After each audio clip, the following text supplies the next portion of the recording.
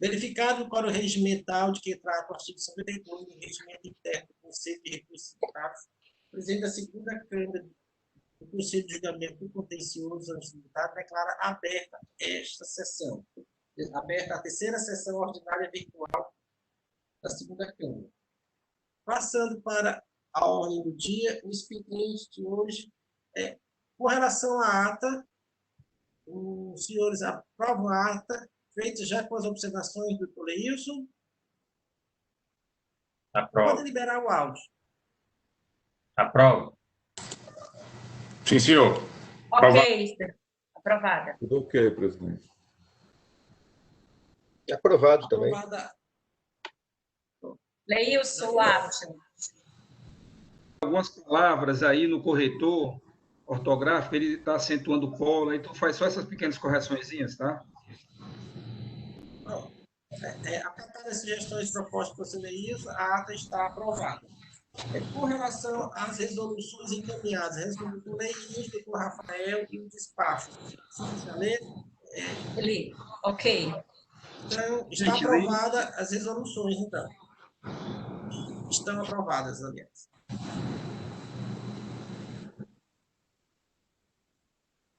Com relação às resoluções, após a minha assinatura, os senhores já enviarem assinar digitalmente, esta presidência e o doutor diretor assinarão posteriormente e será publicado na internet.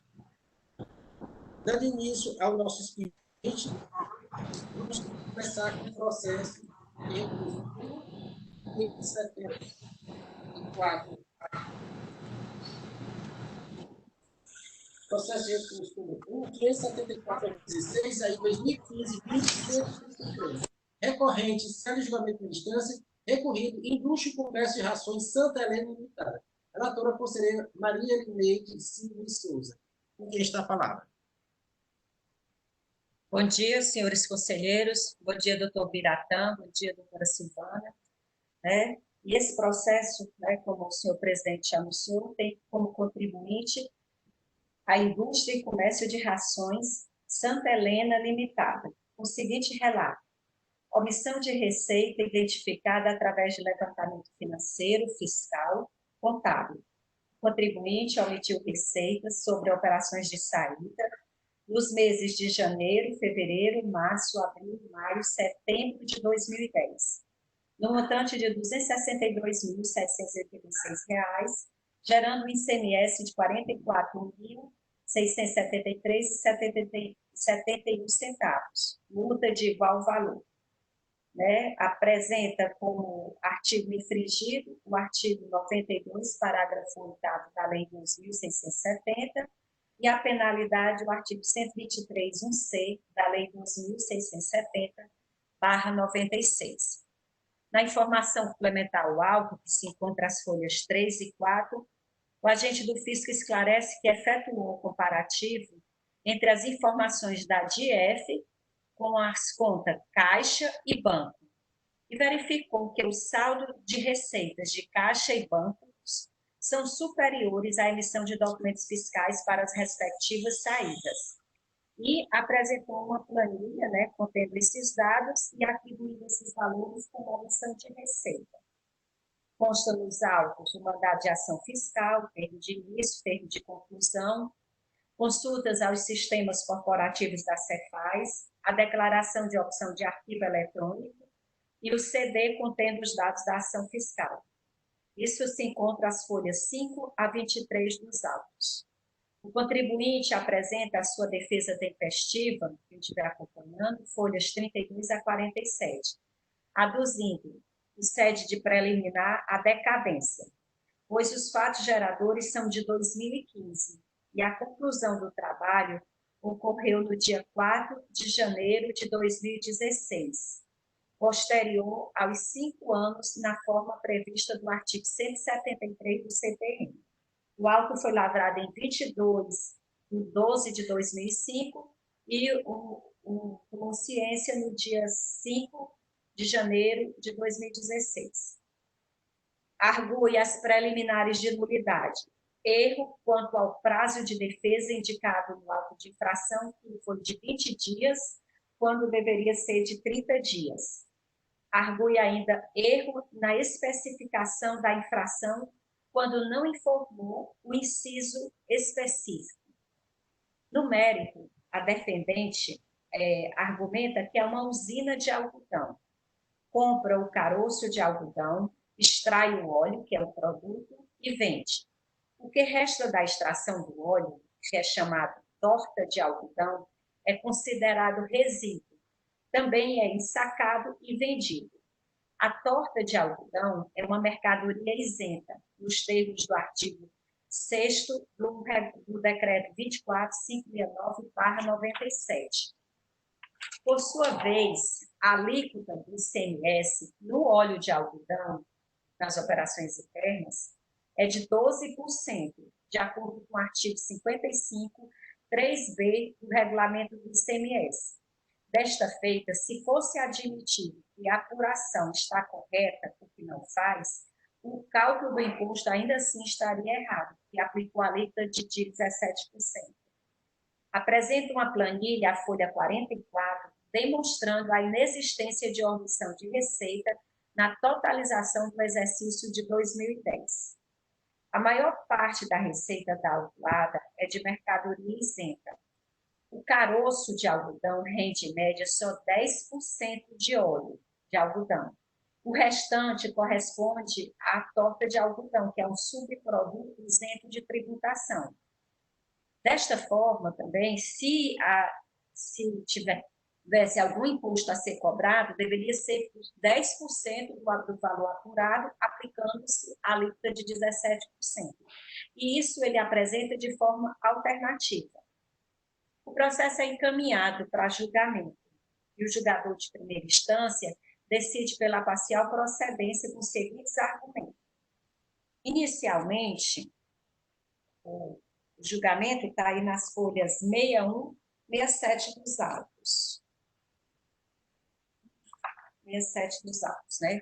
Inicialmente, ele diz que, dado que a receita não diz respeito ao ICMS, que incide sobre a circulação de mercadoria, abstrai-se o serviço, não é razoável acusar o contribuinte do imposto de omissão de receita. No contexto que ora se apresenta, razoável é considerar que o contribuinte é acusado de omissões de operações com mercadoria tributadas. Aí diz que o confronto entre as receitas contabilmente declaradas deixa evidente que o valor das vendas de mercadorias, base de cálculo, registrado na escrituração fiscal ou de F, é inferior às receitas contabilmente registradas, declaradas. Ante a ausência de prova contrária, não procede a alegação de inexistência da infração. Afasta a decadência, pois a autuação ocorreu no dia 22 de dezembro de 2016, portanto, no prazo estabelecido no artigo 173.1 do CTN. Afasta a nulidade por erro de indicação do prazo para apresentação da defesa do pagamento, pois foi obedecido o prazo legal de 30 dias, tanto para efetuar o pagamento quanto para apresentação de defesa. Por fim, aí resulta a decisão de parcial procedência, é cabível a alegação do contribuinte de que a imputação de falta de recolhimento do imposto deve recair apenas sobre 10% do valor da omissão apurada, percentual este que representa as operações com óleo de algodão, únicas que não são isentas do ICMS. No entanto, ele afasta a aplicação da alíquota de 12%, pois presume que as operações não foram destinadas a outros estados da federação, são operações internas, e aí ele entende que a alíquota é de 17%. Considerando que houve uma redução do crédito tributário, ele interpõe o reexame necessário nos termos do artigo 106 da Lei 15.614/2014, 104, né? E aí ele apresenta um demonstrativo do crédito tributário, as folhas 66, onde ele pega esse percentual de 10%, aplica no valor que o agente do fisco encontrou com a omissão de receita, né, e encontra uma nova base de cálculo aplica 17% e tem o imposto e a multa de igual valor, uma vez o valor do imposto. O processo, então, é encaminhado, não, o autuado, desculpa, o processo é encaminhado porque houve reexame necessário, não tem recurso voluntário, só temos reexame necessário. O processo é encaminhado à célula de assessoria processual tributária, que emite o parecer número 20/2020, sugerindo o conhecimento do reexame necessário, dar-lhe provimento e decidir pela nulidade absoluta do auto de infração nos termos do artigo 83 da Lei 15.614, com os seguintes fundamentos. Quem quiser acompanhar o parecer, encontra-se as folhas 87, 88 do auto, um artigo parecer. Então, o conselheiro, doutor Sidney Valente, coloca o seguinte, abre aspas, segundo a constatação feita pelo agente do fisco, o saldo de receitas de caixa, banco, encontram-se com suas operações de receitas superiores à emissão dos documentos fiscais para respectivas saídas. Desta forma, o levantamento efetuado pelo agente do fisco é baseado na premissa de que todas as vendas realizadas no mês foram pagas à vista e registradas nas contas caixa e banco. Não constam elementos que convalidem a metodologia empregada pela fiscalização, posto que o agente do fisco não demonstrou que as notas fiscais de vendas declaradas mensalmente na DIEP dizem respeito aos recebimentos contabilizados no livro-razão. Não foi realizada a conciliação entre as notas fiscais declaradas na DIEP e os respectivos recebimentos registrados na contabilidade, de modo a comprovar que se trata da mesma operação. E aí ele diz que a metodologia aplicada não foi apropriada, pois a conta caixa e banco são registrados recebimentos independentemente da data em que as operações foram realizadas. E nos autos não há nenhuma comprovação das datas dos ingressos, nem a que se refere esses ingressos na conta caixa e na conta banco. Daí ele decide, ele sugere que o reexame necessário seja conhecido, dar-lhe provimento e declarar a nulidade absoluta do auto de infração nos termos do artigo 83 da Lei 15.614. Né? Então, e aí, este é o relato. Não tem anuência porque já está no novo formato do processo, né? Não tem. É este o relato do processo. Qualquer dúvida, eu estou à disposição. Obrigado, Trelez. Passo a palavra ao representador do PG, do Biratã Andrade. Bom dia, senhor presidente, senhores conselheiros. Como bem aí relatou o conselheiro Lineide, na verdade, ele já vai, ele não abstém de se manifestar sobre as demais nulidades que são afastadas em primeira instância, e que também nós entendemos que não merece guaridas, as nulidades arguidas pelo contribuinte, como a questão da falta de indicação de dispositivo específico acerca da penalidade. Né? Nós entendemos aqui que não há esse tipo de nulidade.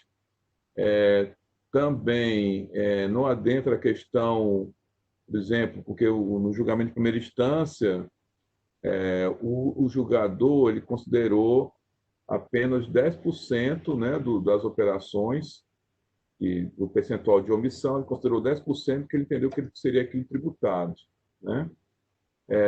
Todos esses aspectos, na verdade, eles acabam sendo superados, de alguma forma, por entender-se que no caso concreto, o procedimento fiscal utilizado, a metodologia, ela não era adequada. E aí o parecer vem justamente explicando por quê, né?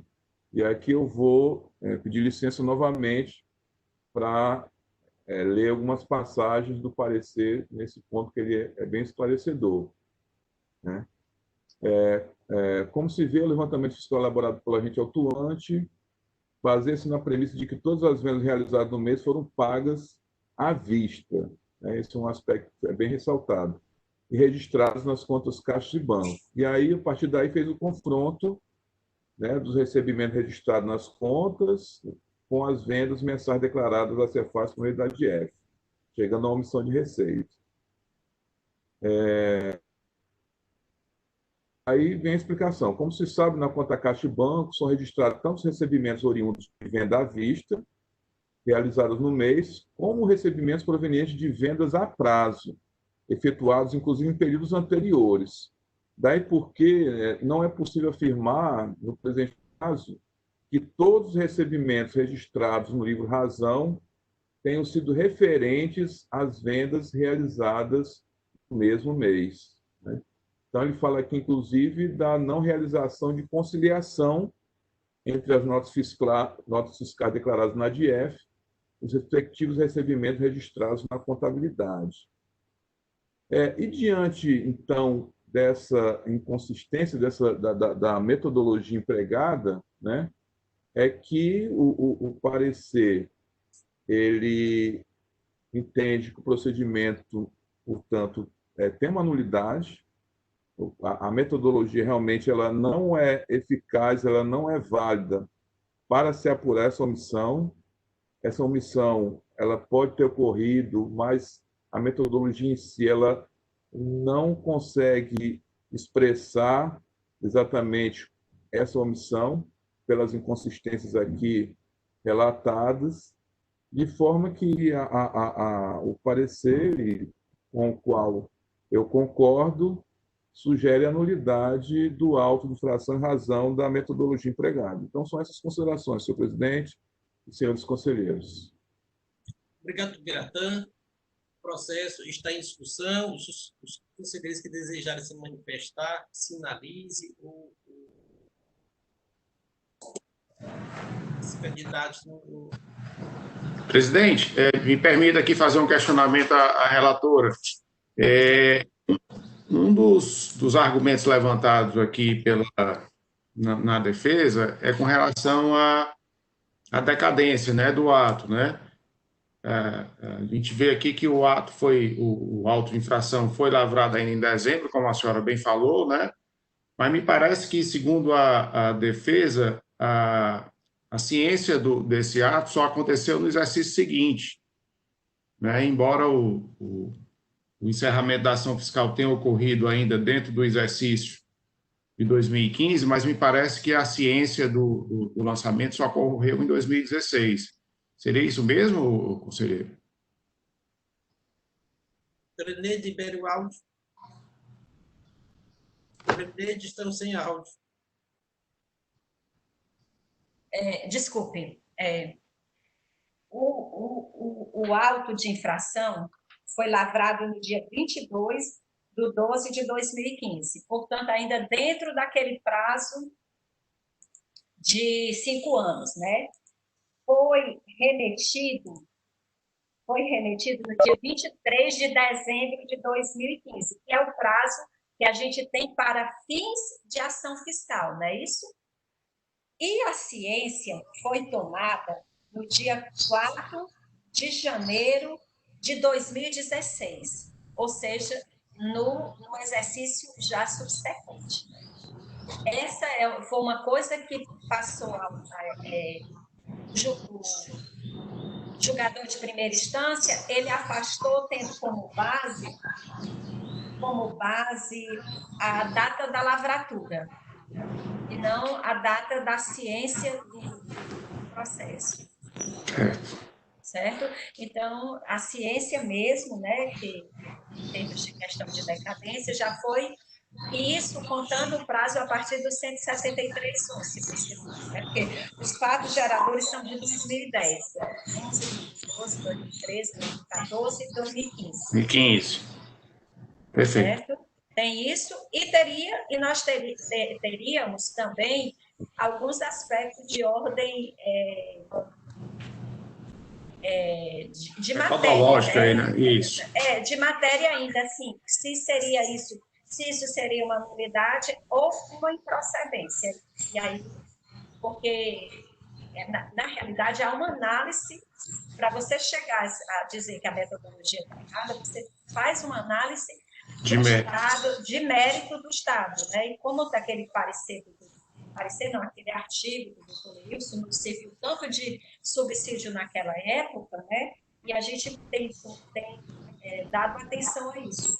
Porque, na realidade, não ocorreu um erro na metodologia. Ele usou uma metodologia que pode até ser utilizada. O que ele fez foi ele não se cumpriu do rigor necessário que a metodologia exige, qual seja separar as operações que entraram à vista das operações que entraram a prazo, né? Eles pegou o saldo e tomou como fato. Então, nós temos esses dois aspectos, a questão de uma decadência, né? E a questão do mérito, que seria, ao meu ver, por uma improcedência. E aí eu queria ouvir também, assim, o doutor Leilson, o que diz, porque eu acho que ele, não sei se ele pensa da decadência do mesmo jeito.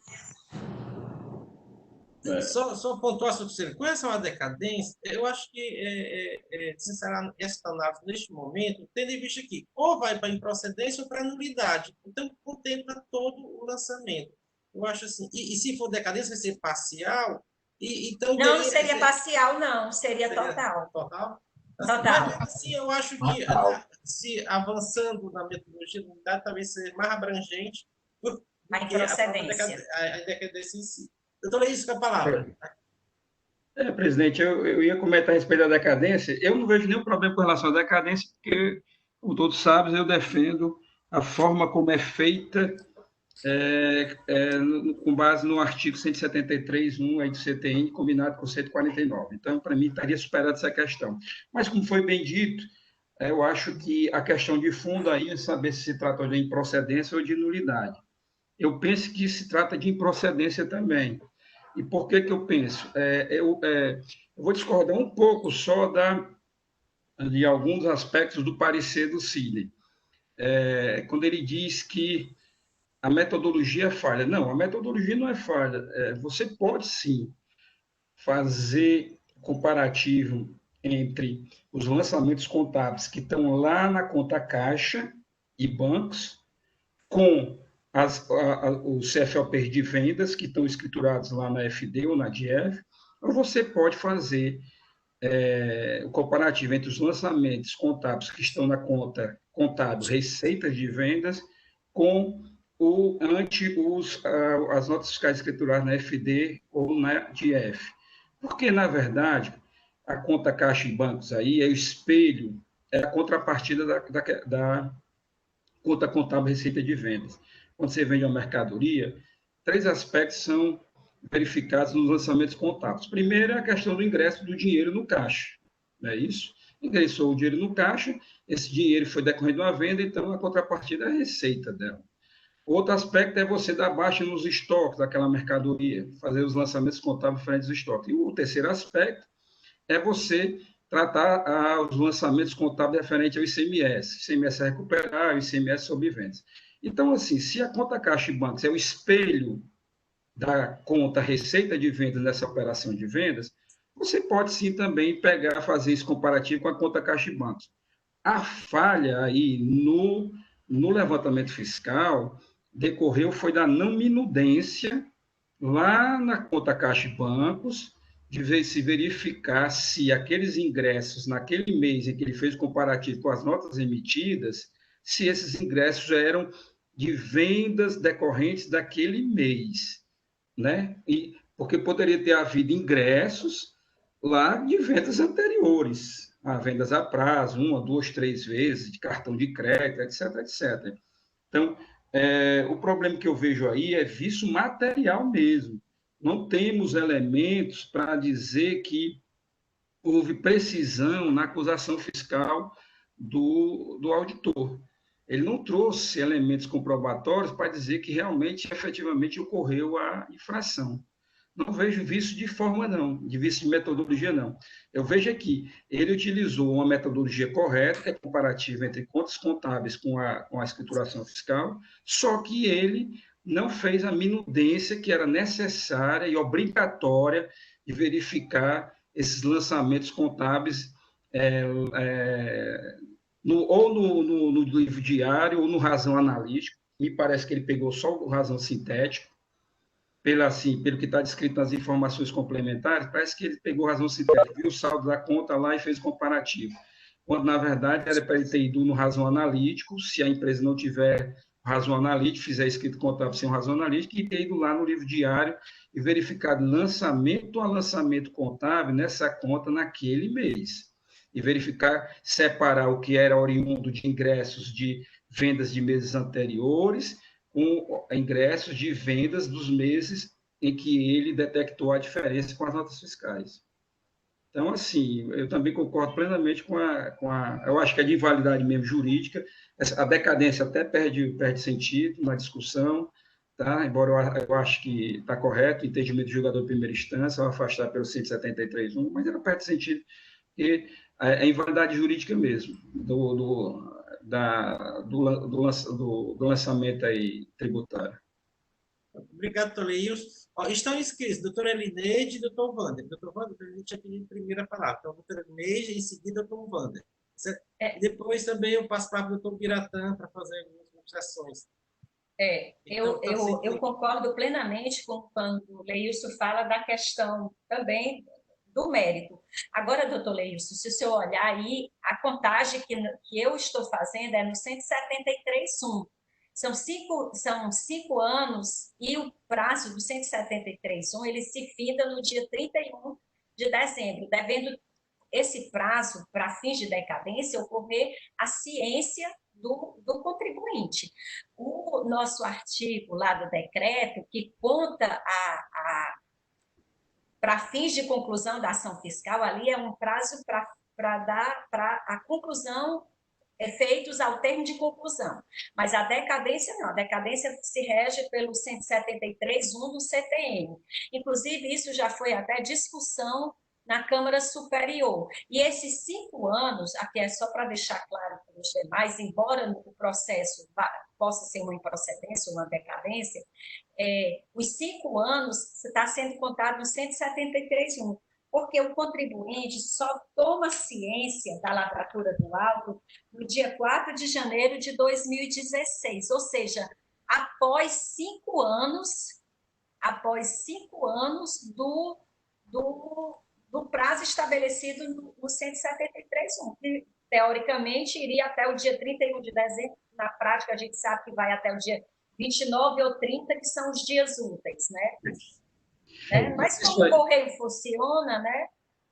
Mas assim, eu acho que isso é matéria tormentosa, viu? Então o mérito é mais fácil, porque está visivelmente improcedente. Né? Porque tem a questão da prorrogação do prazo quando está sob ação fiscal, tá entendendo? Bom, que se a ação fiscal aí tem 180 dias para a conclusão, e a da conta lá do termo de início, se esses 180 dias ele ultrapassa esse 4 de janeiro, vai lá para frente, etc., etc., então tem parte da doutrina que acha, assim, que aí não era objeto de decadência, porque os procedimentos preparatórios para fazer o lançamento já tinham sido iniciados com a emissão do termo de início. Então, essa é uma questão completamente doutrinária, que até eu acho que isso aí é superado aqui pela invalidade do auto. Doutor Wander, agora. Não, senhor presidente, já foi esclarecido. Era esse ponto que eu queria esclarecer. Obrigado. Obrigado, doutor Wander. Doutor Biratã, sim. Presidente, conselheiros, eu entendo que essa questão da decadência aí, ela realmente vai gerar discussão, até porque a autuação teria sido finalizada, o lançamento, dentro do prazo, né? A ciência do contribuinte teria se dado no dia 4 de janeiro, né? do exercício subsequente. Então, ainda tem essa discussão. Então, em relação ao procedimento, eu acho que a questão está mais clara. E aí eu vou só fazer uma observação que entendo que é uma nulidade, só que o vício é material. Não deixa de ser uma nulidade, mas aqui o vício é material que, inclusive, vai impedir que essa ação seja refeita. Então, por isso que eu entendo até que essa questão da decadência ela acaba não tendo muita importância, porque, assim, ao se entender que realmente, embora a metodologia que ela, em tese, seja possível de ser aplicada, mas ela foi feita de forma inconsistente, né? Sem as minudências, como disse o doutor Leilson. Mas, de qualquer forma, é um vício material. Como vício material, essa ação também não há como ser refeita. Daí porque essa questão da decadência seria, inclusive, se declarado um empecilho para a ação fiscal, ela acaba perdendo um pouco a importância. Então, concluindo, senhor presidente e senhores conselheiros, nós mantemos aqui o parecer com essa observação aqui de que o vício é um vício material. Para só considerar. Os demais conselheiros já são aptos ou querem discutir algo mais do processo? Presidente, só para ressaltar a capacidade de resumo, que eu não tenho essa capacidade de resumo e com relevância que faz uma procuradoria. Ele falou em 2 minutos aí, porque talvez que eu passei aqui 15 minutos para falar. A capacidade dele de sintetizar materialmente assim, a matéria, eu fico assim, abismado, porque eu não tenho essa capacidade. Então, eu acho que é o costume dele, dos processos judiciais que ele já vivencia há tanto tempo, que dá essa qualidade para ele. Mas eu só quero ressaltar aí a capacidade da procuradoria. Em 2 minutos ou 2 minutos, resumiu perfeitamente tudo. Obrigado, Luiz. Com a palavra, doutora Elineide. Não, na realidade, eu estava só tentando lembrar daquele artigo da nossa lei que diz que, quando no mérito aproveitar a parte, a gente deixa de se manifestar sobre as preliminares. No artigo 84? É o artigo... Acho que é 84, eu vou olhando a lei aqui do lado. Seria o caso da gente invocar esse artigo e no mérito? Deixa eu ver aqui. Está sem áudio, Leilson. É o 85, parágrafo único. 85, parágrafo único, não é isso, doutor Leilson? Isso. Quando no mérito aproveitar as partes, então a gente pode usar ele e pela improcedência ou nulidade material que... Todos estão aptos a votar o processo? Então, vou colocar em votação. Como vota a conselheira relatora? Eu conheço do reexame necessário, né? Dar provimento, né? Para decidir pela improcedência, considerando até mesmo que o fundamento dele é de nulidade material, né?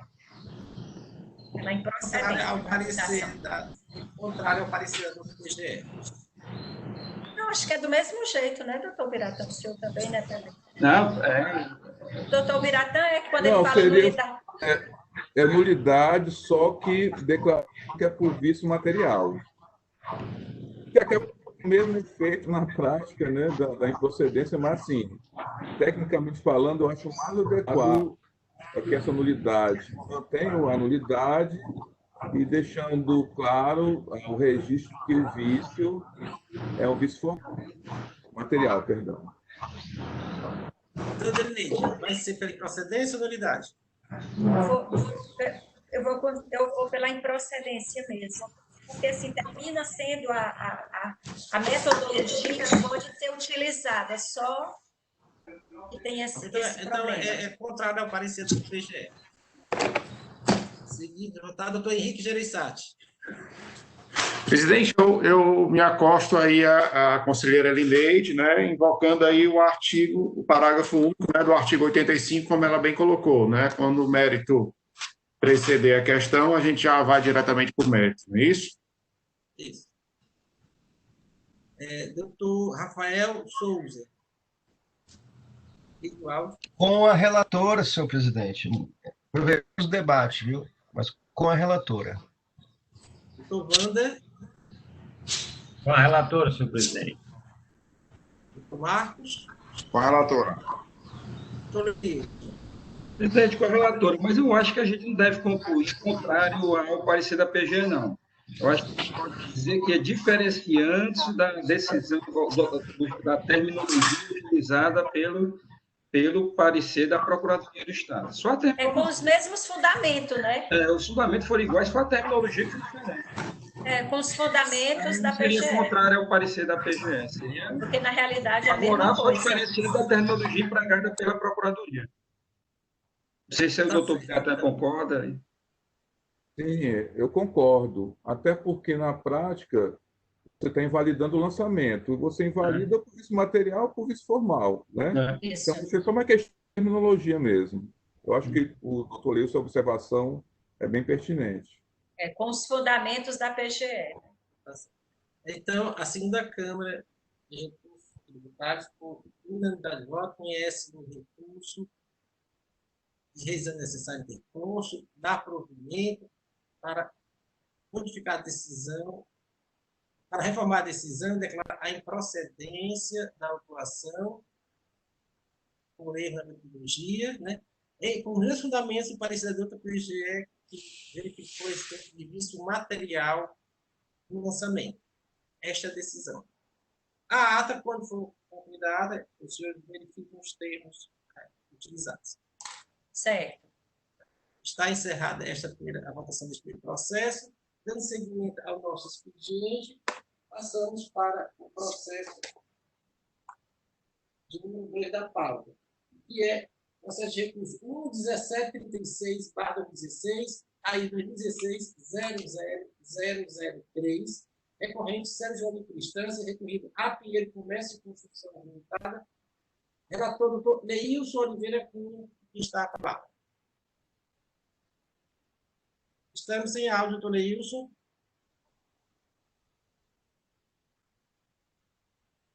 Negócio de tirar áudio, botar áudio, a gente fica...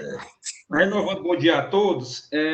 Eu enviei a todos aí o relato desse auto de infração. Ele é só um relato, um pouquinho extenso, mas ele está muito explicativo, não só no relatório, mas assim como também no parecer da doutora Ivete.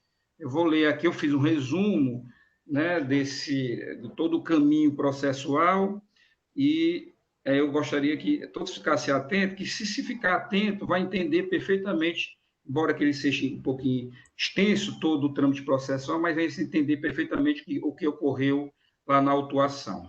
Então, vamos lá. A acusação, presidente, é de que a empresa remeteu mercadoria com documento fiscal unidono e diz que, conforme o termo de apreensão de documentos fiscais, né, o TOAF 2015-12281, a mercadoria estava sendo transportada para o estado do Pará, acobertada pela nota fiscal número 10. É bom de se ater essas duas notas fiscais. Uma delas vai ser a número 10, que é essa que é tornada inidônea, e tem uma outra que, quando eu falar, eu vou chamar a atenção. Cobertada pela nota fiscal número 10, emitida em 16 de dezembro de 2015, pela empresa FGA de Souza, em Mossoró, porém, se verificou que a mesma mercadoria foi adquirida pela empresa A Pinheiro Limitada, de Fortaleza, mediante a nota fiscal 13386. Pronto. Isso também é outra nota que a gente vai ter que se atentar. Emitida em 18/12 de 2015. Desse modo, a nota fiscal 10 é incompatível com a operação. Bom, nós temos, então, a nota fiscal 10, que era remessa de trânsito livre de uma empresa de Mossoró enviando para o Pará, uma pessoa física no Pará, a mercadoria que é objeto da operação, que é uma retroescavadeira. Ela foi emitida no dia 16 de dezembro de 2015. Nós temos uma outra nota fiscal que no mesmo dia também estava lá com o transportador, que é a nota fiscal 13386, que é de venda, tá? É uma operação de venda dessa retroescavadeira à empresa adquirente aqui no estado de Ceará, a Pinheiro. E essa nota fiscal de venda foi emitida no dia 18 de dezembro de 2015, portanto, posterior à nota fiscal de 16 de dezembro de remessa de trânsito livre. Então, o auto cobrou o valor de imposto de R$ 56.100, porque ela foi tornada inidônea, cobrou-se imposto e cobrou-se a multa no valor de R$ 99.000. A infração ocorreu em janeiro de 2016, com a lavratura do auto de infração. Os dispositivos infringidos foram os artigos 276A, 276G, do decreto 24569/97, e a penalidade nos termos do artigo 127, combinada com o artigo 131 do decreto 24569/97. Pronto. Aliás, minto, penalidade no artigo 123.3A, que é o que fala lá da nota inidônea, né? Nas informações complementares, a autoridade fiscal afirmou, resumidamente, aí eu vou fazer um resumo dos principais fatos, que houve investigação, etc, etc. Vamos lá. Ele diz que, diante da análise de toda a documentação apresentada, constata-se que a nota fiscal de número 10 é inidônea, por ter sido emitido para simular uma operação de locação da empresa FGA para uma pessoa física no estado do Pará, e que, na verdade, o adquirente do bem e, portanto, responsável pelo pagamento do imposto, que imposto seria esse? Diferencial de alíquota, tá? É a empresa cearense A Pinheiro Comércio e Construtora Limitada, sujeito passivo da autuação, né? E que, se não fosse a iniciativa da fiscalização investigar a efetiva origem das mercadorias, as informações falsas constantes na nota fiscal número 10 teriam sido tornadas como verdadeiras, o que resultaria numa não incidência, repito, em não incidência do ICMS. Relata que no dia 19, aí pronto, ele começa a narrar os fatos. Relata que no dia 19 de dezembro de 2015, os agentes fiscais da Secretaria da Fazenda do Estado de Ceará, no posto fiscal de Baraunas, recepcionaram a nota fiscal eletrônica de número 10, emitida em 16 de dezembro de 2015, pela empresa FGA de Souza ME, cadastrada no endereço a Rua Princesa Isabel 163, 12 anos, Mossoró, a fim de acobertar a suposta operação de remessa de bem em locação, que é a escavadeira, destinada a uma pessoa física de nome Halisson Santiago da Silva, coloca o CPF, no estado do Pará. Estava transitando pelo Ceará, por isso que era querendo uma guia de trânsito livre, né? Todavia, além da referida nota fiscal, perceberam dentro de envelope a nota fiscal eletrônica 13386, emitida posteriormente em 18 de dezembro de 2015, pela empresa XCMG Brasil Indústria Limitada, situada em Pouso Alegre, Minas Gerais. Nota fiscal essa que se tratava da venda da mesma escavadeira hidráulica, constante da nota fiscal número 10, mas como destinatário do bem a empresa A Pinheiro Comércio e Construtora Limitada. Ou seja, uma empresa de Minas Gerais emitiu uma nota fiscal de venda, posteriormente a nota fiscal da possível locação, vendendo para A Pinheiro aqui no estado de Ceará. E essa nota estava escondida em um envelope e foi apreendida e averiguada durante o posto fiscal no caminhão, tá? Continua a informar que, quando questionado sobre a origem e destino do bem, o motorista respondeu que estaria vindo de Mossoró, se direcionando ao estado do Pará e não portando outro documento quanto solicitado os respectivos contratos de locação. Como ele estava dizendo que estava transportando uma escavadeira para o Pará, que era objeto de locação de uma empresa de Mossoró para uma pessoa física no Pará, a fiscalização requisitou o tal contrato de locação e que o motorista disse claramente que não estava trazendo nenhum outro documento além da nota fiscal, dessas duas notas fiscais, né? Aduziu ainda a autoridade fiscal que estranhou o fato de a venda ter sido em 18 de dezembro de 2015, às 17 horas, conforme a nota fiscal emitida 13386, e na manhã do dia seguinte o bem já está na entrada do território cearense, abrindo em 19/12, portanto, um dia depois da emissão da nota, aliás, nem um dia porque a nota foi emitida às 17 horas, né? Aqui foi pela manhã, abrindo o tempo de retenção de mercadorias e documentos fiscais, como eu falei. 2105-8955, com fins de apresentação dos documentos comprobatórios da operação, tendo como sujeito passivo a empresa XMG. Informa que a referida empresa, por telefone, XMG, deu explicação de que o bem saíra efetivamente da empresa Jodiesel, em Parnamirim, Rio Grande do Norte. Aí já aparece uma outra empresa. Pois lá estava em consignação para vendas, conforme nota fiscal 11287 do dia 14 de setembro de 2015. Ou seja, a XMG de Minas Gerais disse, olha, na verdade, essa retroescavadeira saiu aí de Parnamirim, estava lá em exposição para uma empresa que a gente mandou para remessa em consignação para vendas.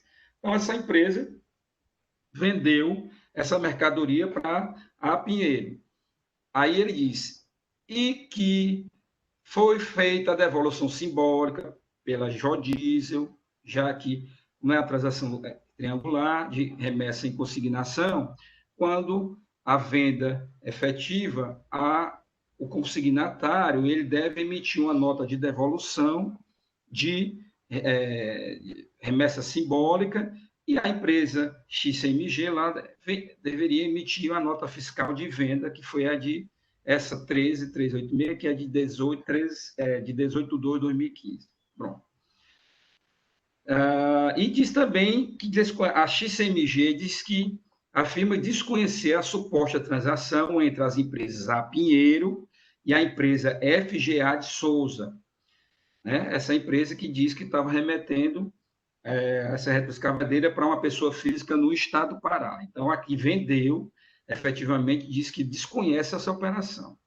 Ainda relata que a empresa XMG enviou cópia dos citados documentos fiscais, que são esses de devolução simbólica e da nota fiscal efetiva de venda, por e-mail, e de instrumento particular de compra e venda, avançado, tendo como contratante a empresa A Pinheiro e como contratada a empresa XCMG. Ou seja, além da nota fiscal de venda, a XCMG mandou também, por e-mail, uma cópia do contrato em que está lá a operação de venda entre a empresa mineira e a empresa cearense. E volto a dizer, desconhece essa operação entre a empresa de Mossoró, FGA, com a Pinheiro, né? Relata ainda que se intentou por diversas vezes o contato com a empresa A Pinheiro, Comércio e Construtora Limitada, em Fortaleza, através de todos os telefones informados no cadastro, não se obtém sucesso. Entretanto, entrando em contato com o supervisor do Núcleo de Execução da Parangaba, órgão local do domicílio fiscal da empresa, solicitando apoio daquela unidade com fim de visita em loco, junto à citada empresa, estudo sob amparo ainda do procedimento fiscal que estava no posto fiscal, através da emissão do termo de abertura da ação fiscal com retenção dos documentos. Constatando sua inatividade, né, o núcleo constatou que a empresa A Pinheiro estava inativa e relacionou em seguida em edital. Explicita de igual modo que no dia 22 de dezembro de 2015, no endereço da empresa FGA, essa lá em Mossoró, a rua Princesa Isabel, número 3, bairro 12 Anos, em Mossoró, todavia não se localizando a referida empresa. E quem conversa com alguns comerciantes daquela rua, ninguém soube informar de sua existência. Ressalta que no mesmo dia 22/12/2015, compareceu ao posto fiscal determinada pessoa informando ser contador contratado pela empresa FGA, trazendo 2 contratos de comodato, sendo um entre as empresas A Pinheiro e FGA, e outra entre FGA e a pessoa física de Harrison Santiago, no Pará. Todos esses 2 contratos e comodatos são datados de 19/12/2015, portanto, posterior aos procedimentos fiscais adotados no posto fiscal lá de Aracati. E também com firmas reconhecidas no segundo ofício de notas de Mossoró, em 22 e 21 de dezembro de 2015, respectivamente. Ou seja, os contratos foram firmados, as firmas reconhecidas, também em datas posteriores ao procedimento de fiscalização, né? Também apresentou ainda uma outra nota fiscal de remessa em locação da FGA para o citado Harrison Santiago, com data de 22 de dezembro, ou seja, não tinha sido emitido, não constava essa nota fiscal quando da operação de averiguação no posto fiscal de Aracati, para além dos contratos que foram emitidos depois da operação do procedimento fiscal, também ele apresentou uma nova nota fiscal emitida posteriormente, né, ao procedimento fiscal, a nota de venda e a nota de possível locação, né, com a intenção de substituir essa nota, de 22 de dezembro, com a intenção de substituir a referida nota número 10, que era a nota primeira de locação, né, de 16 de 12 de 2015. E essa foi a nota que foi tornada idônea, ou seja, ele traz uma nova nota, posteriormente ao procedimento fiscal, para fazer com que fosse expurgada a nota número 10 e fosse substituída por essa nova nota emitida, né? E aí a fiscalização questiona sobre o endereço cadastral da empresa FGA, que não havia sido encontrada na diligência realizada. O contador informou também não saber da sua localização. Aqui de cara já surge, além de tudo isso que já foi falado, como é que você se apresenta como contador de uma empresa e não sabe onde é que a empresa se situa? Já fica já estranho isso aqui. Em análise da documentação apresentada, posteriormente à retenção dos documentos e mercadoria, a autoridade fiscal aduz que, quanto à nota fiscal 13386, de 18 de 12 de 2015, que é aquela de venda, né, afirma que não há qualquer informação nos dados adicionais da nota sobre a saída efetiva do bem ter se dado através da empresa Jodiesel, em Parnamirim. Pertinente à nota fiscal 11287, de 14 de 7 de 2015, de alegada remessa do bem em consignação da empresa mineira XCMG à empresa Potiguar Jodiesel, que a mesma for enviada por e-mail após a retenção da mercadoria, juntamente com a nota fiscal número 189, para se justificar que o bem dera saída efetiva pela referida empresa Jodiesel em Parnamirim, e não pela empresa mineira, né? Diz mais que, em referência à nota fiscal número 189, de alegada operação de devolução do bem, aquela que é remessa em devolução em consignação, tá? Emitida pela empresa Jodiesel, não constar nenhuma informação no campo, dados adicionais, de que tratasse de devolução simbólica.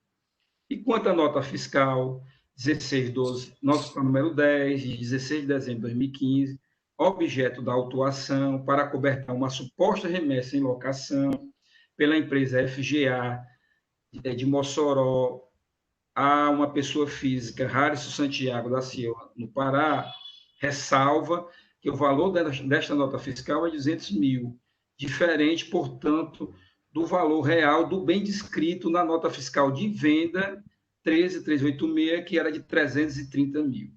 E que, ademais, a data de emissão da nota fiscal número 10 é de 16 de dezembro de 2015, anterior à data de aquisição do bem pela empresa A Pinheiro, 18 de dezembro de 2015, né? Descrita lá na nota fiscal 13386. Também completa dizendo que não há qualquer nota fiscal de remessa da empresa A Pinheiro para a empresa FGA, a comprovar a propriedade ou posse do bem pela citada empresa Potiguar FGA. Ou seja, faltou uma perna aí, né? Se a FGA está dizendo que está enviando essa retroescavadeira para o Pará em locação, precisava comprovar que tinha a posse ou tinha a propriedade dessa mercadoria. E nós temos até então só a comprovação de que a mercadoria fora adquirida pela A Pinheiro, com base nas informações dadas pela vendedora mineira. Então, a Pinheiro deveria ter, se fosse o caso, emitido uma nota fiscal enviando essa retroescavadeira para a FGA, e de lá a FGA é que daria suporte à nota fiscal dela emitida para o Pará, né, em locação. Bom, aí vamos à análise dos contratos feita pela fiscalização lá no posto. No que se refere ao contrato de comodato entre A Pinheiro e FGA Souza, e o contrato também de comodato entre FGA Souza e Harrison Santiago, ambos de 19/12/2015, apresentado posteriormente à ação fiscal em 22/2/2015, certa que constam erros e omissões que os invalidam, sendo que no citado contrato entre A Pinheiro e FGA Souza não contém informação sobre quem são os representantes legais das empresas que assinam o contrato, sendo denominado apenas de comodante e comodatário, além de que a assinatura do representante legal da A Pinheiro, que seria como comodante, difere entre os contratos de comodato e compra, entre os contratos de comodato e de compra e venda do bem.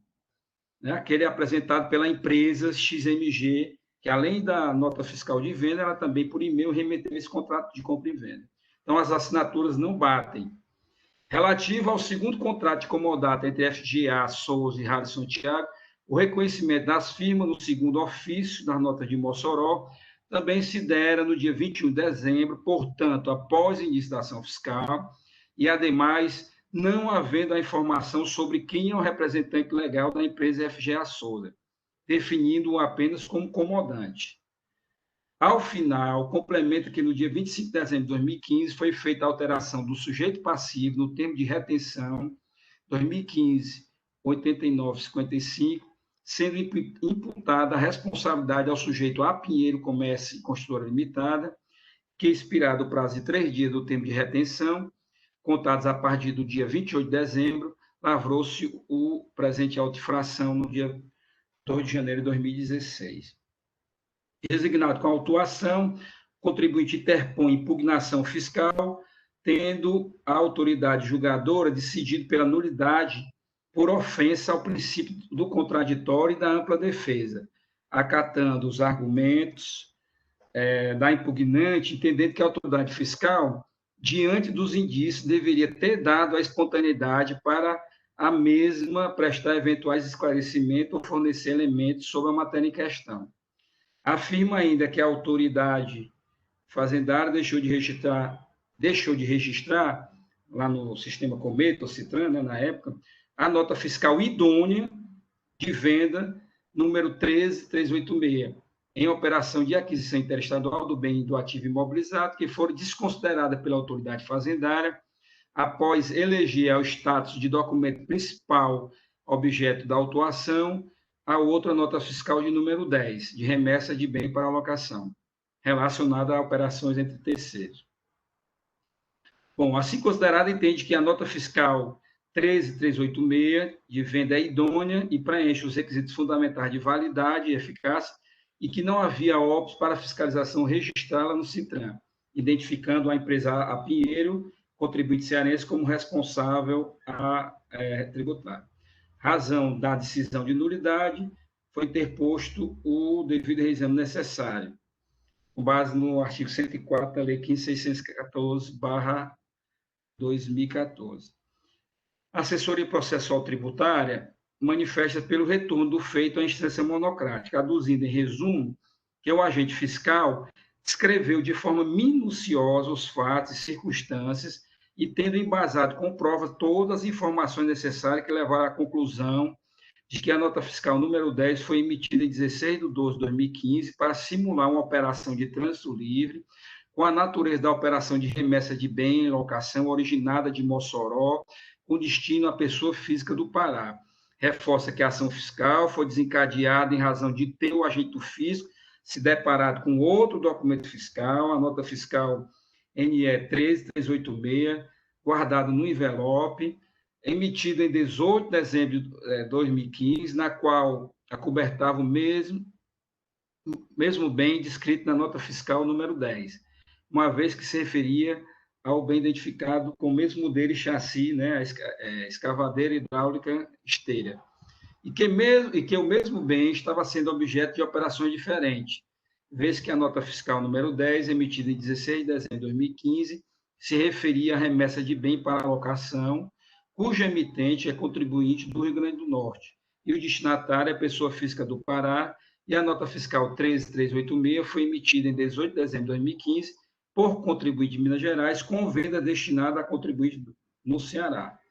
Também ressalta que o agente fiscal empreendeu esforços com o fim de solicitar documentos que comprovassem a efetividade da última operação de venda para o contribuinte do Estado de Ceará, constatantes a emissão do termo de retenção de mercadorias e documentos fiscais, de número 2015, 8955, elegendo como responsável a empresa XCMG Brasil Indústria Limitada, emitente da nota fiscal 13386, a qual apresentou a documentação necessária para comprovar que o bem foi remetido em consignação mediante a nota fiscal 11.287 para a empresa Jodiz em Parnamirim, sendo devolvido no dia 16 de 12 de 2015 para a empresa remetente, conforme nota fiscal número 109, e assim posto, não restaram dúvidas para o agente fiscal de que a empresa mineira é a proprietária do bem, depreendendo-se o reconhecimento da operação de venda, na verdade, que a empresa mineira era a proprietária do bem, né? Depreendendo-se o reconhecimento da operação de venda do bem, mediante a nota fiscal 13386, cujo destinatário é a empresa cearense A Pinheiro.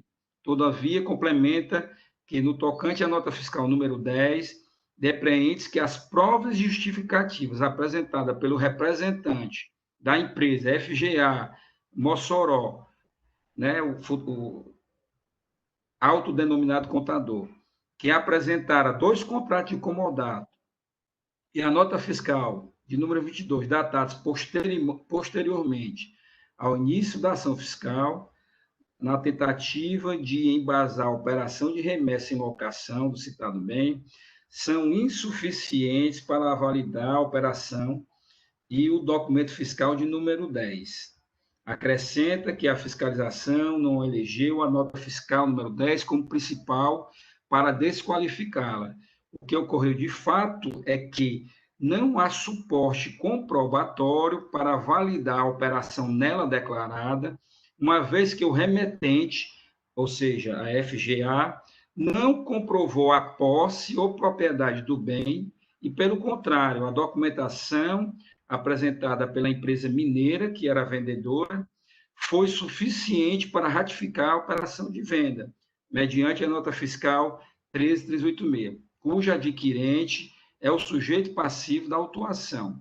Ao final, opina que o agente do fiscal agiu de forma correta ao declarar a inidoneidade da nota fiscal número 10, visto que acobertava uma operação de trânsito livre, sem incidência do ICMS, né, já que se tratava de remessa para alocação com destino à pessoa física, quando efetivamente o bem transportado se destinava à empresa cearense.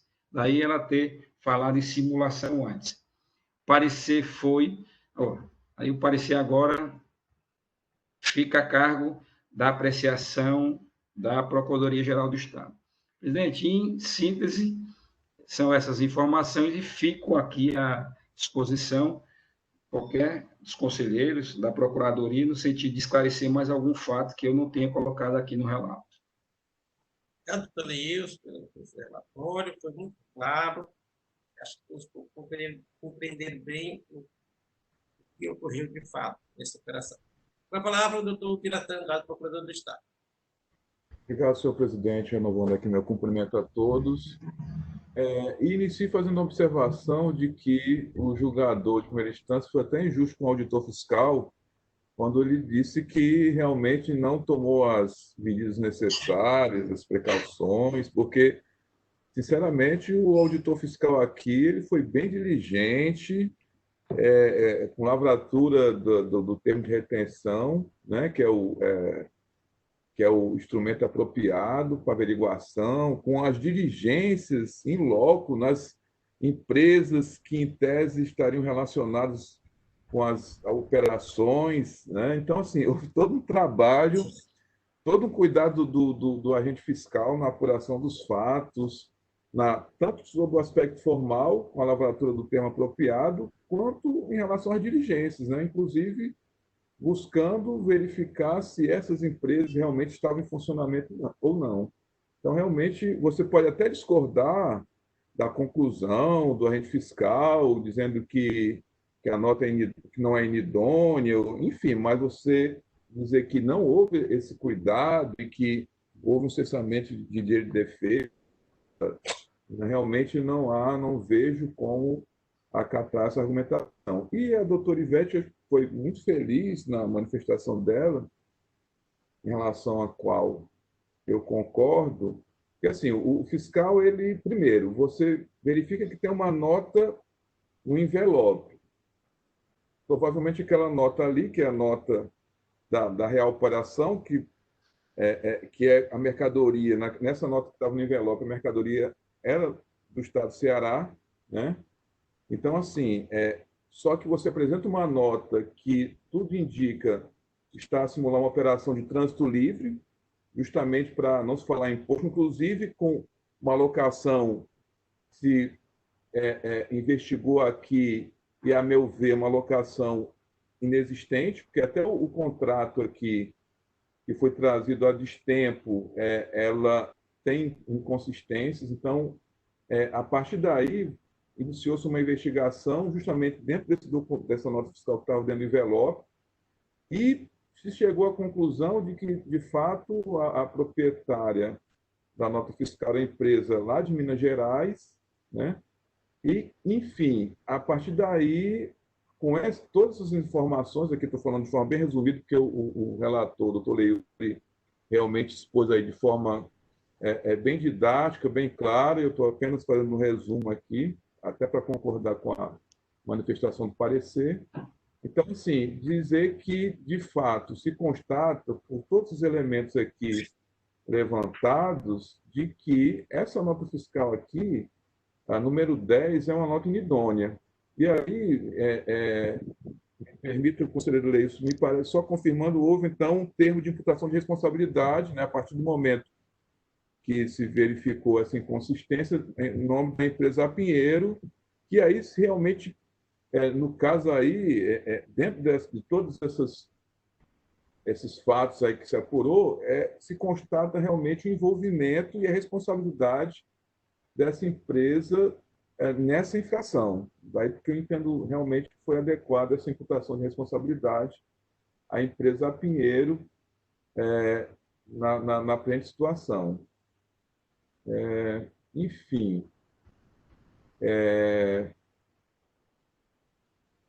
então, em conclusão, assim, até porque algumas questões podem aparecer no debate, algumas dúvidas, mas, em conclusão, nós entendemos que assiste razão no encaminhamento, no retorno deste processo à primeira instância para novo julgamento, tendo em vista que há elementos suficientes para se poder analisar a questão. Houve efetivamente todo o cuidado do agente fiscal na apuração dos fatos, não houve qualquer tipo de cessamento das empresas, houve todo um cuidado, inclusive, repetindo, diligência em loco nos endereços das empresas em tese envolvidas. Então, assim, o julgador poderia até ter discordado da conclusão de inidoneidade ou não, mas declarar nulidade, dizendo que não há elementos de que houve uma supressão de direito de defesa da empresa, sistema de direito de defesa, realmente nós não concordamos. Então, assim, em síntese, são essas considerações, senhor presidente e senhores conselheiros, pelo retorno do presente processo à instância singular para novo julgamento, afastando, portanto, essa nulidade arguída, suscitada no julgamento. Era só. Obrigado, Bertan. O processo está em discussão, senhores conselheiros. Quem desejar falar, sinalize. Presidente, eu estou dando descanso na garganta, depois eu falo. Acho que, presidente, o conjunto da obra aí é autoexplicativo, né? Eu tentei trazer aí, fazer um resumo de tudo o que aconteceu. Acho que a Procuradoria foi muito feliz. Foi perfeita. E feliz foi a decisão, o fundamento do julgamento singular. É como visto aí, né? Faltou uma perna, né? nessa, Eu gostei esse de expressão. trânsito fiscal. Por tudo, porque o conjunto da obra aí estava tudo ilegal aí, tudo nessa operação de remessa para o Pará, tudo que você imaginar. Nem precisava o agente do fisco ter ido atrás dos contratos, né? Verificar os contratos. Até isso, ele foi verificar os contratos, né? Ele foi muito diligente, realmente. Tudo, né? Então, senhores, estamos aptos para votar esse processo? Então, peço que liberem os áudios. Escolher o voto, senhores. Senhores, como vota para esse processo? Presidente, com esse do reexame necessário para lhe dar provimento no sentido de reformar a decisão de nulidade, retornando o processo, decisão de nulidade zarada em primeira instância, retornando o processo para enfrentamento do mérito da questão. Doutora Leide, como vota? Estamos sem áudio.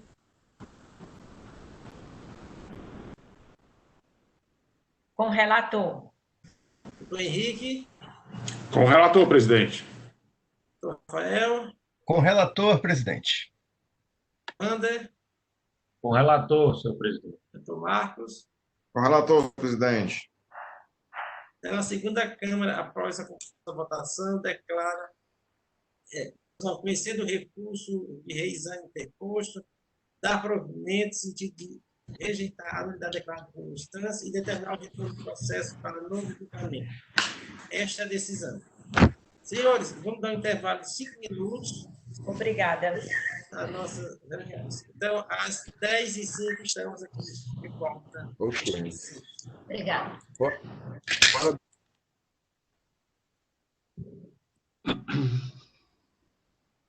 Retomando o julgamento dos processos da terceira sessão ordinária virtual da segunda Câmara de Julgamento do CRT, anuncio o processo seguinte, que é o processo de recurso 13585-2013, aí 2013-13767, recorrente Telemar Norte-Nordeste S.A., recorrido do extremo julgamento de instância.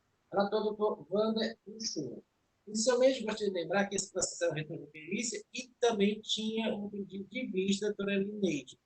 Antes de passar para o doutor Wander, relator, a doutora Lineide queria prestar um esclarecimento. A palavra para a doutora Lineide. Bom dia a todos, né? Esse processo da Telemar, ele foi pedido visto porque após a última perícia, esse processo tem várias idas e vindas, né? Após a última perícia, a parte alega alguns pontos que não tinham sido ainda contemplados, que é sobre o denominador do coeficiente de cálculo, né? Dessas operações em particulares, do convênio.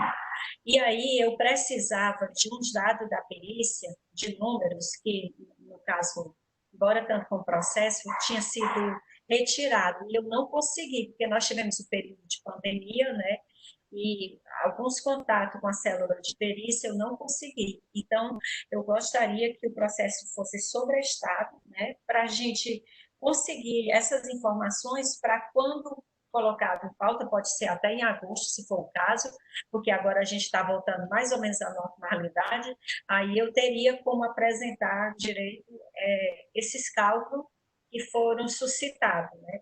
Porque na hora a gente fez um levantamento sobre a questão de algumas siglas que ele falou, se realmente constava no cálculo da perícia e do auditor fiscal. E eu não tive como fazer isso por conta dessa realidade. Obrigado, Leide. Então, doutor Wander, em face da exposição do Leide, a gente vai sobrestar o presente processo, ao senhor, porque já tem passado o processo, não poder relatar hoje, mas voltará em breve, possivelmente em agosto, com este processo. Bem, doutor Wander? Ok, senhor presidente. Concordo plenamente. Então, seus conselheiros, seu Miratã, procurador do Estado, o processo da Telemar está sobrestado. Passemos, então, para a análise do último processo da sessão de hoje, que é o processo de recurso 12984-2016, aí 2016-14730. recorrente de estoque, comércio e representação limitada, recorrido seja. Relator, doutor Marcos Mota de Cavalcante, com quem está a palavra. Renovando bom dia a todos. O relatório se trata de uma acusação fiscal que tem a seguinte infração: falta de recolhimento do imposto no todo ou em parte, inclusive o devido por substituição tributária, na forma nos prazos regulamentares. Após análise da documentação fiscal do contribuinte acima epigrafado, constatou-se que no período de maio a setembro de 2011, o mesmo deixou de recolher ICMS normal ao Estado do Ceará, quando deixou de registrar vendas que eram entregues por suas filiais, conforme planilhas e informações complementares anexas.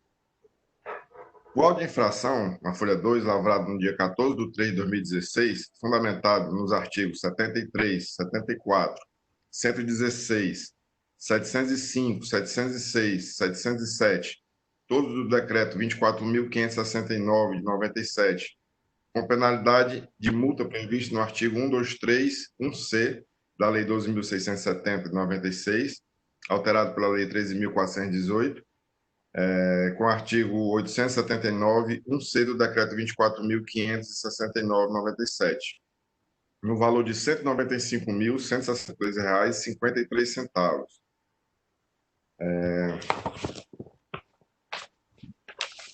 Nas informações complementares, o auditor esclarece o seguinte: por ocasião da análise das reduções Z emitidas ao final de cada dia, verificou-se valores lançados no campo totalizadores não fiscais, a título de pedidos, recibos, vale imóvel, cheque presente. Solicitamos ao contribuinte esclarecimentos acerca do procedimento, sendo que os responsáveis pela empresa nos esclareceram que os valores são correspondentes à venda de mercadorias em dinheiro, cheque ou cartão de crédito ou débito, que não estão disponíveis no momento no estoque do estabelecimento ora fiscalizado. Como é que é o procedimento? O cliente vai até a loja, escolhe o produto, certo? Se aquele produto não tiver na loja aqui do Ceará, ele faz o pedido, certo? Recebe o pagamento desse pedido e repassa esse pedido para uma filial de outro estado ou a matriz. Uma outra filial ou a matriz, certo? E aí dá ao cliente um comprovante não fiscal. O estabelecimento se compromete a entregá-lo posteriormente, podendo o mesmo ser retirado na própria loja pelo cliente, enviado ao domicílio do comprador pelo estabelecimento vendedor localizado no estado do Ceará, ou enviado diretamente por outros estabelecimentos da empresa localizado em outros estados, né? Ou seja, o cliente vai, compra o produto, né? Paga e escolhe se ele quer pegar na loja o produto, uma data posterior, ou se a empresa do Ceará entrega na casa dele, ou a empresa, uma filial ou a matriz em outro estado, entrega diretamente, deixando de lado a empresa autuada. Ora, aqueles produtos que são entregues por outro estabelecimento da empresa não localizado no estado do Ceará são acobertados por documentos fiscais que geram ICMS, porém recolhidos em outros estados. Se a venda presencial é efetuada, o recebimento do valor registrado e o comprovante não fiscal emitido pelo estabelecimento cadastrado no Ceará, o ICMS é devido ao estado onde se originou a venda. E dessa forma se lavrou o auto. A autoridade fiscal... Não. O contribuinte apresentou impugnação tempestiva, nas folhas 15 a 69, arguindo o seguinte: sustenta a nulidade do lançamento, pois os artigos 73 e 74, com base nos quais a suposta infração foi baseada, trata exclusivamente de formas e prazos para recolhimento de ICMS, e não de fato gerador ou falta de pagamento de ICMS. Ademais, parte do auto de infração merece cancelamento em face da decadência do crédito relativo aos valores apurados em maio e junho de 2011. Caso o fato gerador tenha como base a emissão do pedido de venda, o cálculo do imposto estaria em desacordo com a regra do ICMS relativa a vendas de ordem ou entrega futura, como pretendeu a fiscalização. A operação seria interestadual e, portanto, o ICMS devido ao Estado do Ceará seria de 10% e não de 17%, que é a alíquota interna menos a interestadual.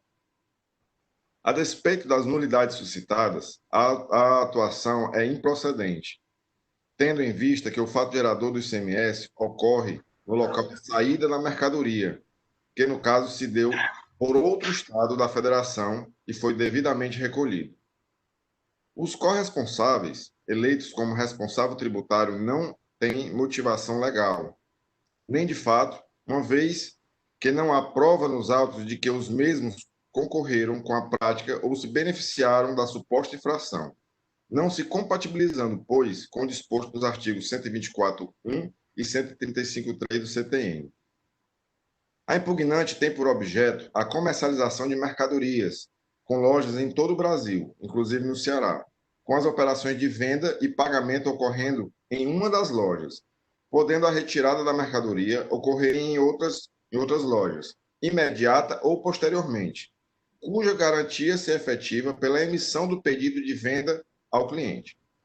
Podendo, nesse caso 2, a entrega futura ocorrer na casa do cliente, inclusive por outra loja que não realizou o contrato de compra e venda. Ou ainda uma terceira opção, o cliente pegar na loja, seja na própria loja que realizou a operação ou ainda em outra loja. No caso concreto, a acusação fiscal refere-se a operações descritas no item 2, em que o cliente opta por receber a mercadoria em casa e a loja que realizou a operação de compra e venda, por falta de mercadoria em estoque, faz a entrega através de outra loja situada no outro estado, que, independentemente do local de pagamento, emite a nota fiscal com a aplicação da alíquota correspondente ao tipo operacional, se interna ou interestadual, ou se para contribuinte formal ou destinado a consumidor final. Apesar de cumprir a regra imediatamente antecedente, a impugnante foi surpreendida com a lavratura do presente auto de infração relativo ao período de maio a setembro de 2011. O motivo da autuação e os dispositivos infringidos relacionados à irregularidade de que decorra a autuação devem constar no termo de conclusão de fiscalização, conforme determina o item 2 do parágrafo 1º do artigo 822 do Decreto 24.569. O fato gerador da obrigação tributária, como condição necessária e suficiente à sua ocorrência, deve estar definido em lei, segundo o artigo 114 da CTN, o que não é o caso. Exigir o ICMS sobre pedidos de venda, fato que possibilitou o agente fiscal de alocar a operação da empresa a um dos artigos do regulamento do ICMS, o que corrobora a nulidade, baseando-se exclusivamente nos artigos 73 e 74, que tratam exclusivamente das formas e prazos para o recolhimento do ICMS. Veja que a materialidade do fato gerador do ICMS, previsto no artigo 2º do regulamento, é a circulação de mercadorias e não a emissão de pedido de venda, pagamento pelo cliente, assinatura de contrato ou negociação de venda. Em reforço à defesa da decadência, em relação aos meses de maio e junho de 2011, transcreve entendimentos jurisprudenciais que defendem a aplicação do parágrafo 4º do artigo 150 do CTN, em detrimento à aplicabilidade do artigo 173.1 do CTN. Ao presente caso, vale dizer, o prazo decadencial deve ser contado a partir da ocorrência do fato gerador. Transcreve dispositivos da legislação federal e estadual que cuida do local da operação da mercadoria e o momento da ocorrência do fato gerador. Observa que o legislador elegeu o momento da saída do estabelecimento do contribuinte, no aspecto temporal, como o instante em que nasce a obrigação do recolhimento do imposto, frisando que a materialidade do imposto é a circulação de mercadoria, isto é, a transferência de titularidade. Quanto à caracterização de vendas à ordem ou para entrega futura, não se aplica, pois estas operações são condicionadas à transmissão de propriedade da mercadoria entre estabelecimentos, o que de modo algum ocorre entre estabelecimentos do mesmo titular, como é o caso. Admitindo apenas como hipótese, restaria violado o princípio da não cumulatividade caso fosse obrigatório o ICMS sobre as operações em análise, sem reconhecer o direito ao crédito do imposto devido na operação anterior, correspondente à transferência simbólica entre o estabelecimento que efetiva a entrega e o que emite o pedido. Inclusive, porque a impugnante pagou o ICMS no estado onde ocorreu a saída da mercadoria. Tem caráter confiscatório a multa imposta à impugnante, bem como a afronta ao princípio da proporcionalidade. Requer todo o exposto, primeiro, que seja acatada a nulidade suscitada, ainda que parcial, pela aplicação da decadência, ou, caso contrário, seja julgado improcedente o lançamento tributário. Depois, o julgamento de primeira instância decidiu pela procedência do auto de infração com a seguinte emenda: imposto estadual, ICMS, planejamento tributário, simulação, elisão fiscal. Ação fiscal acusa o contribuinte de falta de recolhimento do ICMS no período de maio a setembro de 2011 relativa às operações de compra e venda pactuadas entre a empresa autuada e os clientes cearenses, sendo que os documentos fiscais foram emitidos por estabelecimentos da mesma entidade empresarial, porém localizados em outro estado distinto do Ceará. Este, segundo a acusação fiscal, o titular de fato e de direito a pleitear o ICMS, a autuação procedente. A infração está consubstanciada nos seguintes fatores: falta de emissão de documento fiscal em face das operações de compra e venda pactuadas com o cliente cearense, simulando que a entrega fora realizada por estabelecimentos da mesma entidade localizados em outra unidade da federação, sob o argumento de que não era detentor das mercadorias.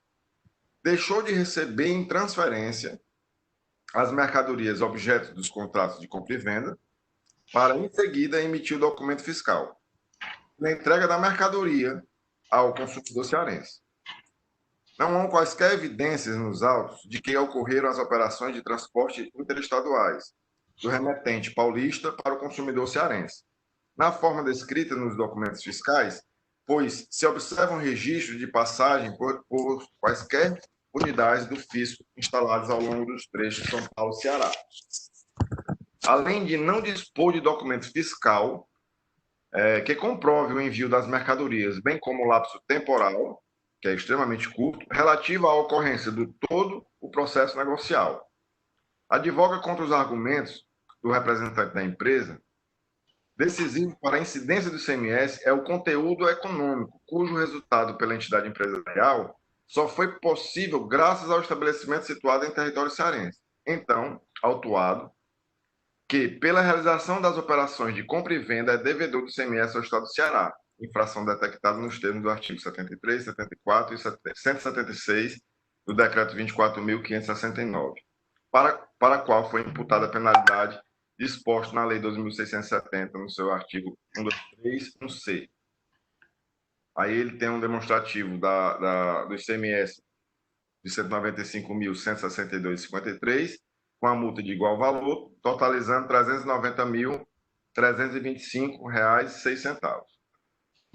O julgador de primeira instância fundamenta ainda a sua decisão, arguindo que a autuada deveria ter solicitado em transferência mercadoria de sua propriedade que se achavam disponíveis em outro estabelecimento de sua titularidade, matriz e ou filial, pelo qual poderia se creditar do ICMS, destacado na nota fiscal de origem, observando os princípios da não cumulatividade do imposto e da autonomia dos estabelecimentos, para, a partir da posse, finalizar o cumprimento do contrato de compra e venda, pela emissão do documento fiscal e entrega direta das mercadorias ou bens adquiridos e descritos nos pedidos de venda. O fato de que quem emitiu o documento fiscal foi o contribuinte de outra unidade da federação não foi acertado, pois foi como se a mesma tivesse conduzido diretamente as vendas aos adquirentes estabelecidos e residentes no Ceará, de forma que a autuada impeliu perda aos cofres do fisco cearense ao recolher o tributo em outro estado.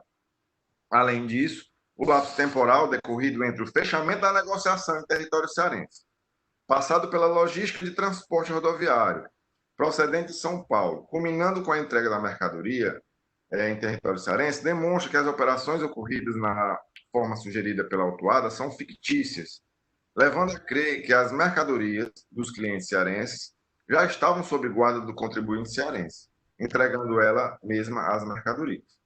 Assim, o magistrado conclui que, após a análise dos elementos colacionados, o modus operandi adotado pela entidade autuada é ilícito, tendo praticado o ato simulado nos termos do artigo 71 da Lei 4.502 de 64, à medida que operacionalizou relações de compra e venda sujeita à emissão de documento fiscal e recolhimento de ICMS aos cofres cearenses, visto que não apresentou quaisquer evidências de que a operação de transporte ocorreu no remetente paulista para o consumidor cearense, não havendo registro de passagem por quaisquer unidade do fisco ao longo do trecho, além de não dispor de documento que comprove esse envio, bem como um lapso temporal extremamente curto.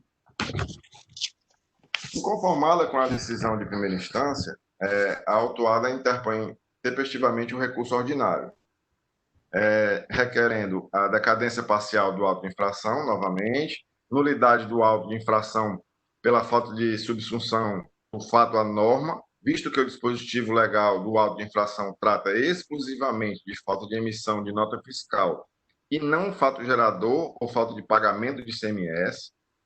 Não houve simulação, pois o fato das mercadorias estarem em São Paulo não se dá com o intuito de enganar terceiros, mas sim por uma questão simples de logística e a adoção de procedimentos de controle de qualidade dos produtos que serão vendidos para consumidores. O ato formal de emitir a nota fiscal de saída representa a mera saída da mercadoria, que ocorre geralmente dias após o pedido de venda, não significando que a data da emissão da nota fiscal corresponde à data da entrega da mercadoria no estado do Ceará, pois, de fato, o transporte demora mais dias. Inocorrência do fato gerador no estado do Ceará, pois a legislação do ICMS define como hipótese de incidência do imposto onde se deu a efetiva saída da mercadoria, independente de onde tenham ocorrido os atos de mercância. Não se trata de venda para entrega futura ou venda à ordem. Não há exigência que obrigue um contribuinte a realizar transferência de mercadorias para o estabelecimento onde os atos mercantis precedentes à efetiva saída da mercadoria ocorreram. Ofensa ao princípio da legalidade, não cumulatividade e territorialidade. Desconsideração do valor pago na origem, bitributação, que é vedada. Exclusão dos corresponsáveis do auto de infração. Falta de tipicidade e violação aos princípios da proporcionalidade e da vedação ao confisco.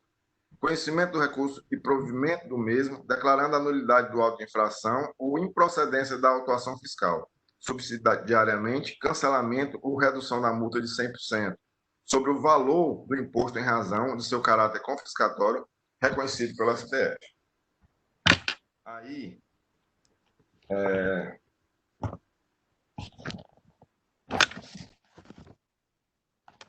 já lá na célula de assessoria processual, onde ele concorda com o julgamento singular, ele cita o seguinte: em relação à decadência, ele entende pelo 173, embora o parágrafo 4º do artigo 150 do CTN estabeleça que o prazo decadencial em relação aos tributos sujeitos ao lançamento por homologação deva ser contado a partir da ocorrência do fato gerador, a doutrina tem entendido que tal prazo está relacionado com as operações que o fisco, tomando conhecimento da atividade desenvolvida pelo obrigado, expressamente as homologa. Como não houve declaração das operações comerciais realizadas pelo contribuinte, objeto da autuação, posto que nenhuma das vendas teve nota fiscal emitida, tendo o fisco que atuar no sentido de recuperá-las mediante lançamento de ofício. Isto é, por meio de auto de infração, entendendo que o prazo para a contagem da decadência deve ser aquele expresso no artigo 173, inciso 1 do CTN, o qual estabelece que o direito de a Fazenda Pública constituir o crédito tributário extingue-se após os 5 anos contados do primeiro dia do exercício seguinte, aquele em que o lançamento poderia ter sido efetuado, e não o foi pelo sujeito passivo. E também cita a questão da súmula 555. Também afasta a questão da nulidade por falta de subsunção do fato à norma, uma vez que, nas informações complementares, estão descritos todos os elementos necessários para a compreensão da autuação. A empresa foi autuada por falta de recolhimento de ICMS ao Estado do Ceará, devido em operações de vendas internas de mercadorias, cujo estoque havia se esgotado e cujas mercadorias foram entregues por terceiros, localizados em outra unidade da Federação. E no mérito, ele fala o seguinte: o ponto central agora é estabelecer qual seria o local da prestação para efeito de cobrança do imposto devido. Entendemos que o estabelecimento que realizou o negócio jurídico da venda das mercadorias foi a Estoque, Comércio e Representação Limitada, que está localizado no estado do Ceará. Nesse momento, houve a transferência de um título de propriedade que representa a mercadoria negociada, para ser entregue posteriormente por outra unidade, e que não transitou por suas dependências. Isto é, a mercadoria vendida no Ceará foi entregue por outra filial localizada em outro estado, uma vez que seu estoque estava zerado. Ocorrido um negócio jurídico entre as partes concretizando a venda da mercadoria, com o pagamento realizado na sede da empresa, mesmo não estando com a mercadoria no estoque, entendemos que houve a transmissão de título que garantia ao adquirente o direito de receber as mercadorias adquiridas. Portanto, nos termos do artigo 3º do Regulamento do ICMS, item 4, abaixo transcrito, ocorreu nesse momento o fato gerador do ICMS.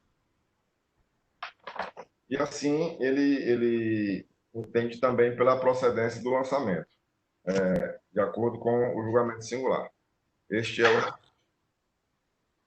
Obrigado, por Marcos. Passo a palavra para o Deltan, representador da PGN. Bom, senhor presidente, senhores conselheiros, o parecer do doutor Francisco Wellington, ele vai, a meu ver, no âmago da questão. É porque, assim, o julgador de primeira instância, ele faz algumas colocações no sentido até dando a entender que estaria ocorrendo algum tipo de simulação, né, que a mercadoria era vendida aqui no Ceará, de repente a empresa tinha um estoque aqui no Ceará, mas se simulava uma venda pelo estado de São Paulo. Bom, se isso aconteceu dessa forma ou não, eu acho que não chega a ser a questão, o X da questão, porque, a meu ver, o principal a ser considerado é que o negócio jurídico, efetivamente, ele realmente foi realizado pelo estabelecimento da estoque localizado no estado do Ceará. E é nesse sentido que o parecer se manifesta. Mas, assim, eu até esqueci da questão preliminar de me manifestar, então vou retornar um pouco aqui à questão da decadência, depois eu retorno à questão de mérito.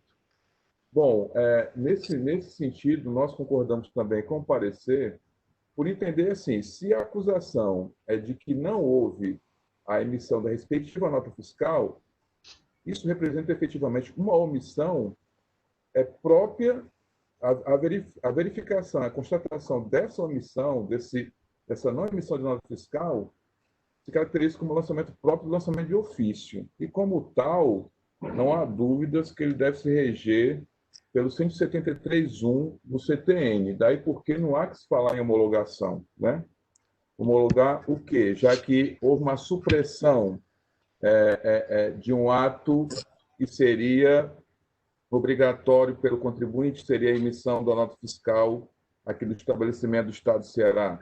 Então, essa primeira observação em relação à prejudicial aí que foi suscitada em relação à questão da decadência, no sentido de afastá-la.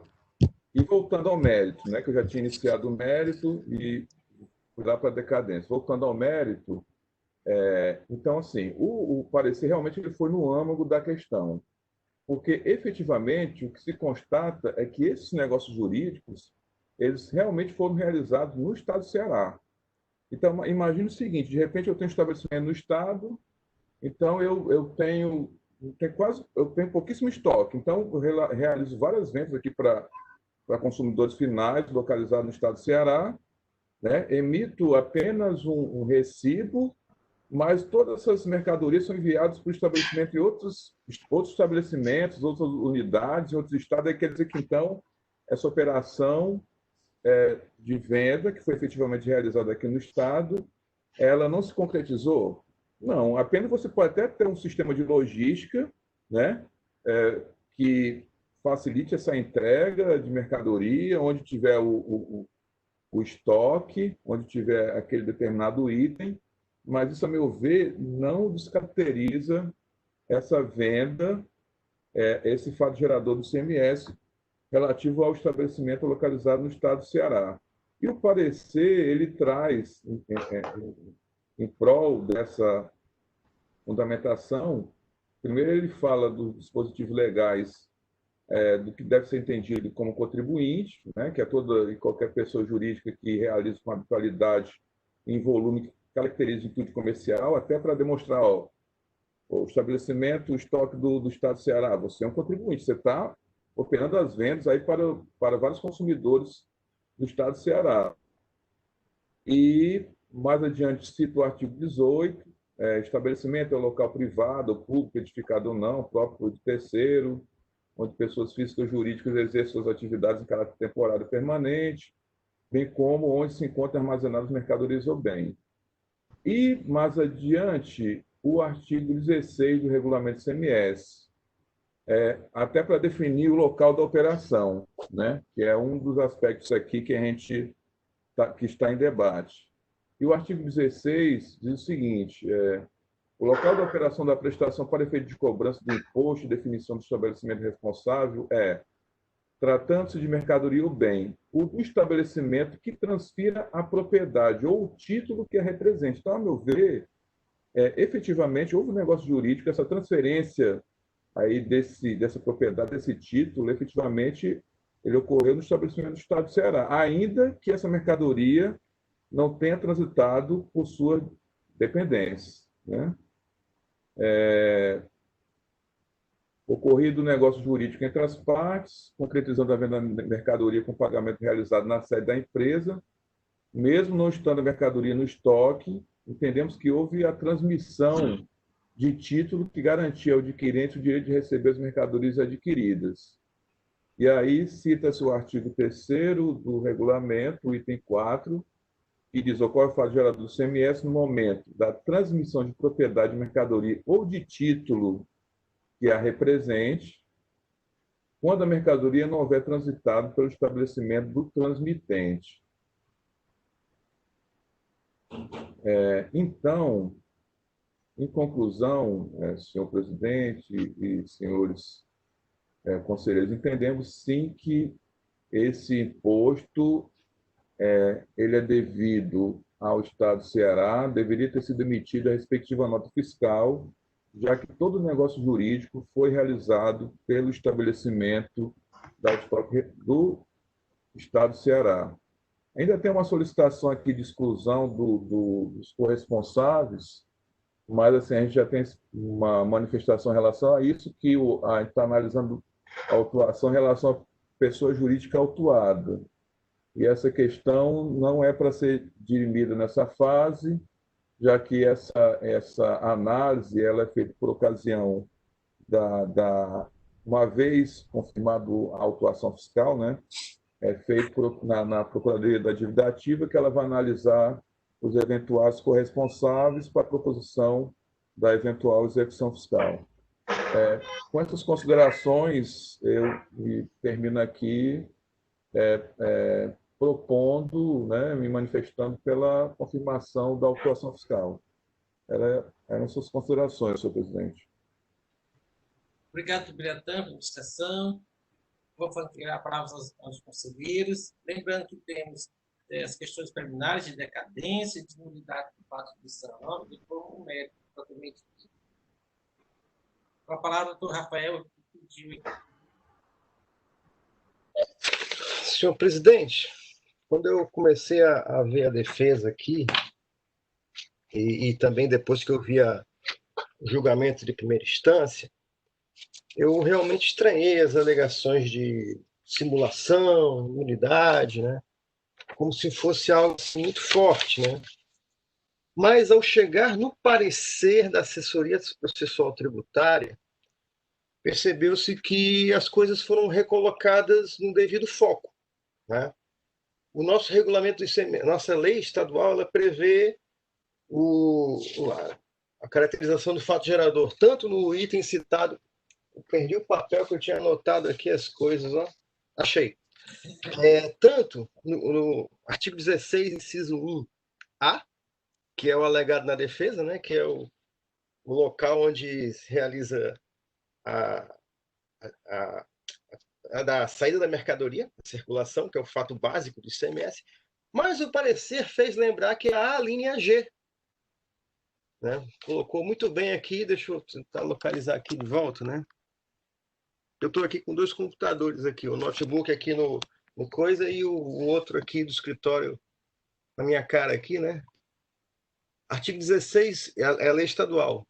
O local da operação da prestação para o efeito de cobrança do imposto e definição do estabelecimento responsável é, inciso 1, tratando-se de mercadoria ou bem, G, estabelecimento que transfira a propriedade ou do título que a represente. Aí essa questão é de direito civil, né? Quando é que ocorre a transferência da mercadoria? A transferência da mercadoria, ela se dá, o Código Civil usa uma expressão do século passado, chamada de tradição, né? E diz que, em resumo, a responsabilidade pelo bem vendido fica a cargo do vendedor até o momento da efetiva entrega ao vendedor, né?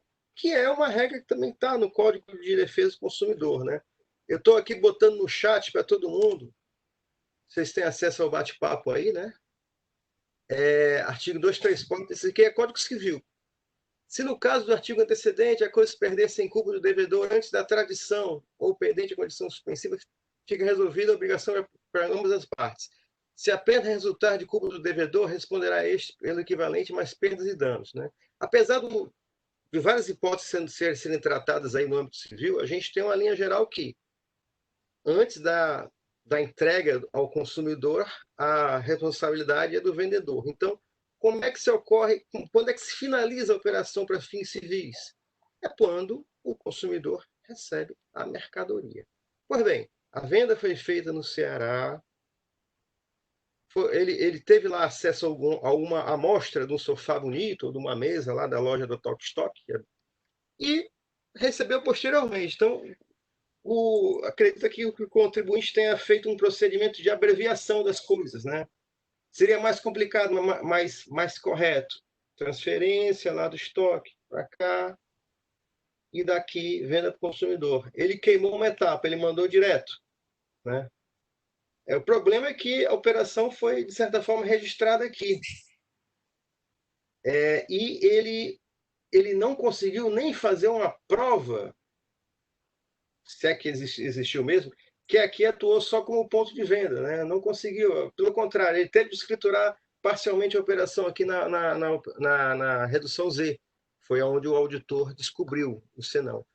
Então, eu vi que o parecer da assessoria tributária recolocou as coisas no lugar, senhor presidente, inclusive até se apropriando intuitivamente de conceitos de direito civil. Obrigado, senhor presidente. Obrigado, Rafael. Está aberta a discussão. Isso quer dizer falar? Presidente, eu acho que a assessoria processual tributária ele foi cirúrgico na situação, né?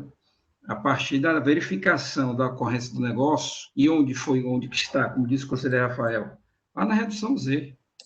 A redução Z está colocando claramente a ocorrência do negócio jurídico. Então, a venda se realizou aqui. E aí, muito bem colocado pelo conselheiro Wellington, ele, no seu parecer, ele colocou lá, trazendo o artigo 16, inciso G. E eu me lembro que está uma menção também pela autoridade fiscal de que não há nenhum registro de todas essas operações supostamente interestaduais no âmbito de nenhum sistema da Secretaria da Fazenda. Ou seja, você tem várias operações durante vários meses e nenhuma delas passou por nenhum posto fiscal. Já chamaria a atenção como é que isso seria operação interestadual. Né? Se está vindo de São Paulo, pelo menos lá, não passou e tal, ou esquecemos de passar, que não exclui a responsabilidade de se dirigir a um órgão local para fazer a selagem da nota, né? Mas são várias operações, N operações, e essas operações nenhuma têm um registro. O que demonstraria também que o local da operação ocorreu aqui no estado de Ceará, com base no artigo 16, inciso 1º, né? Tratando-se de bem, mercadoria ou bem, o de estabelecimento onde se encontre no momento da ocorrência do fato gerador. Ora, como não tem nenhuma passagem comprovando que essa operação é interestadual, subtendido que ela foi uma operação interna, e aí estaria aplicando o artigo 16, 1A, se entendesse dessa forma. Mas foi muito bem colocado pela assessoria. Esse artigo 16, 1G, ele só não é aplicável lá no parágrafo 2º do mesmo dispositivo, artigo 16, ele é muito claro, né, que essa previsão do inciso 1º do artigo 16G só não se aplica às mercadorias recebidas em regime de depósito de contribuinte sediado do Estado. Ou seja, se tivesse sido emitidas as notas fiscais e por depósito da empresa no Estado de São Paulo. E por que ela não fez isso em depósito? Porque a partir do momento que ela assumisse que estaria remetendo pelo depósito do Estado de São Paulo, a venda estaria assumindo que a venda efetivamente é daqui. Apenas o estoque, a estocagem é no depósito de São Paulo. Por isso que ela não fez isso. Não abriu um depósito lá em São Paulo para estocar sua mercadoria que são vendidas aqui. Então, inteligentemente, espertamente, ela não fez isso, porque ela está dizendo, não, estou vendendo é aí mesmo, o fato gerador é aí mesmo, se eu abro um depósito, eu estou dizendo que é lá e tal. Então, o que eu verifiquei é que, na verdade, a empresa não fez uma simulação, mas eu acho que ela trabalhou com planejamento tributário com o fim de reduzir a carga tributária dessas operações. É melhor eu pagar 7% ao Estado de São Paulo do que eu pagar 17% ou 18% no Estado do Ceará. Eu não vou abrir um depósito, porque se eu abrir o depósito, eu estou dizendo que é o Estado de Ceará, a minha loja lá no Estado de Ceará que está efetivamente vendendo, deixo filiais aqui no meu Estado de São Paulo, em outro Estado, remeto lá para o Estado de São Paulo, entre aspas, né, que não há comprovação dessa remessa. Então, assim, presidente, eu acho que as colocações que foram feitas pela assessoria processual tributária, elas fulminaram qualquer argumentação trazida pela empresa. Capitulei. Só aqui um depoimento aqui. Eu já comprei nessa loja. O bom é que ele pode escolher. Você quer levar agora, aí vai por conta, ou que entregue depois. Quer dizer, a própria empresa do comportamento, ela revela a natureza das operações, que ela tem estoque.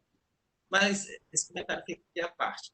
Está em debate os conselheiros, ou a matéria está bastante clara? Doutor Marcos Mota, relator, quer fazer algum comentário adicional? Presidente, só uma dúvida. Aí nós voltar a preliminar. A preliminar da cadência, a nulidade e depois mérito, porque toda aquela discussão que fala do local da operação, a questão da multa. Gerador, da multa. Vedação de confisco. A voto também. Isso é na frente da multa confiscatória. Tudo bem. Isso deixa eu botar em separado. Certo? A Silvana está sem áudio. A Silvana gostaria de fazer algum... Senhor presidente, tem pedido de exclusão também dos sócios? Tem, o responsável. É isso. Então, podemos começar a votação? Podemos. Então, a primeira questão. Com relação à decadência, como volta do Marco Mota? E pede decadência com base em 54 dos meses de... Como? É como se trata de falta de recolhimento não há se falar de homologação nem da declaração. Então, eu entendo o 173, do CTN. Então, rejeita a decadência pleiteada pela pasta. Doutor Ilson. Com o relator. Doutor Elineide. Com o relator. Doutor Henrique. Com o relator, presidente. Doutor Rafael. Peço vênia ao relator para discordar para a aplicação do artigo 150, parágrafo 4º do CTN. Doutor Wander. Peço vênia ao relator para acompanhar o voto divergente do conselheiro Rafael por entender pela aplicação do artigo 150, parágrafo 4º. Obrigado. Com relação à decadência, a Câmara, com maioria de votos, resolveu afastar. Né? 4. Vamos seguir. Com relação à nulidade por falta de subvenção de fato à norma. Como vota o Marcos? Presidente, pode repetir, porque falhou aqui para mim. Repete uma nulidade por falta da subvenção de fato à norma. Né? Nada de população legal, falta de população legal. Eu afasto, presidente. Doutor Leilson. Relator. Doutor Elineide. Com o relator. Doutor Henrique. Acompanho o relator. Doutor Rafael. Acompanho o relator, presidente. Doutor Wander. Com o relator, senhor presidente. Dando seguimento, com relação ao pedido de exclusão dos corresponsáveis da autuação. Eu afasto, porque não cabe a essa fase do processo, né? Certo. Doutor Leilson. Presidente, aqui a pessoa autuada é a pessoa jurídica, não são sócios. Acompanho o relator. Doutor Elineide. Com o relator. Doutor Henrique. Acompanho o relator, presidente. Doutor Rafael. Com o relator. Doutor Wander. Com o relator, senhor presidente. Mais uma unidade com relação ao efeito confiscatório da multa, que ele pede também, né? Como vota o doutor Marcos? Também afasto, presidente. O Leilson. Afasto. Doutor Elineide. Afasto. Henrique. Com o relator, presidente. Rafael. Com o relator. O Wander. Com o relator, senhor presidente. Bom, votadas as preliminares suscitadas pela parte, passei a votação de mérito. E no mérito, como vota do Marcos Nota? Contrário, negando de provimento para manter a decisão singular de procedência do feito fiscal, de acordo com a douta PGE. Doutor Leilson. Com o relator. Doutor Elineide. Com o relator. Doutor Henrique. Com o relator, presidente. Doutor Rafael. Com o relator, senhor presidente. Doutor Wander. Com o relator, senhor presidente. Então, a segunda Câmara de Julgamento suscitadas ao conhecer do recurso, com relação às preliminares suscitadas, afastá-las e, no mérito, negar provimento ao recurso para confirmar a decisão condenatória da primeira instância nos termos de parecer da assessoria adotada pelo representante da PGE. Fica a decisão.